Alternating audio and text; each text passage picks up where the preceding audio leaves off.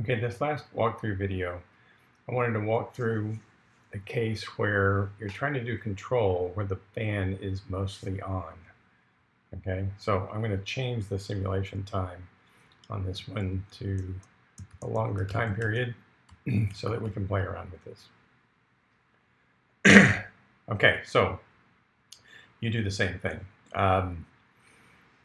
Next, what I want to do is set up my control parameters, but I'm just going to do the default one. You can play around with this. I'd like to see you use values that you think would give a good response for the situation that we're trying to show here.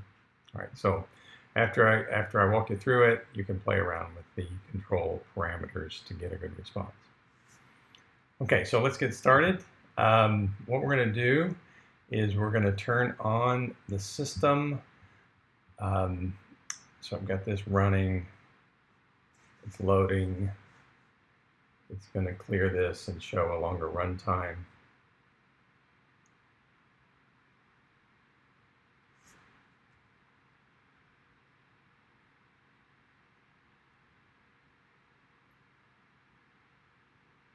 Okay, so initially I want the heater to get pretty hot, relatively hot. All right, so I set that to 28, and you see this is zooming up, and the fan should start kicking in around 28.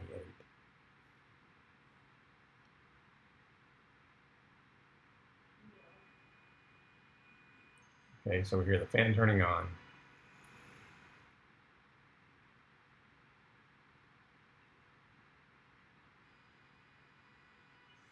Okay, so there we are. So the next thing I want to do is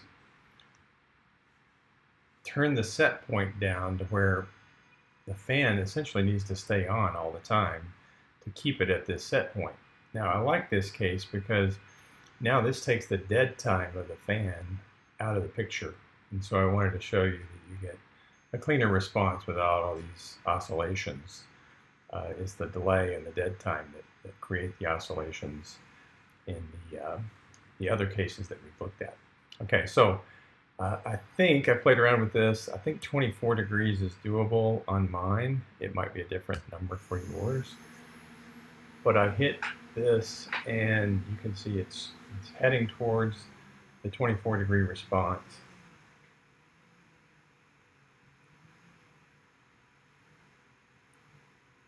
Okay, this does not have integral control, and so the steady state error is likely to be non-zero.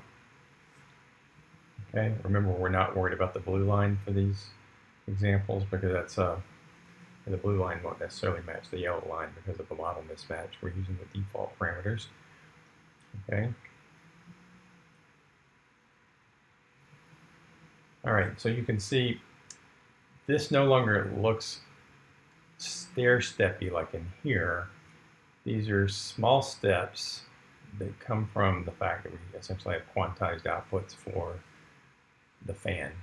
All right, so you get a lot smoother response when the fan is always on.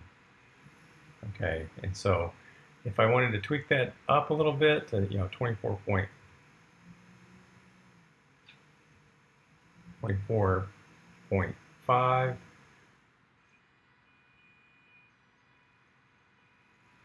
the fan went off a little bit to let it rise back up, but in general, it tracks that pretty smoothly, keeping in mind there is steady state error because I don't have any interval control on this one.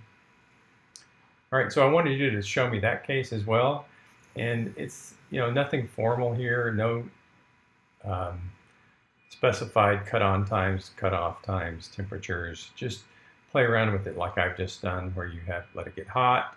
You set a temperature point, let it settle out, and then bump it up a little bit to see the smoothness of the response. Okay, so that's what I'm looking for in that final part of the PowerPoint presentation. All right, looking forward to seeing your work.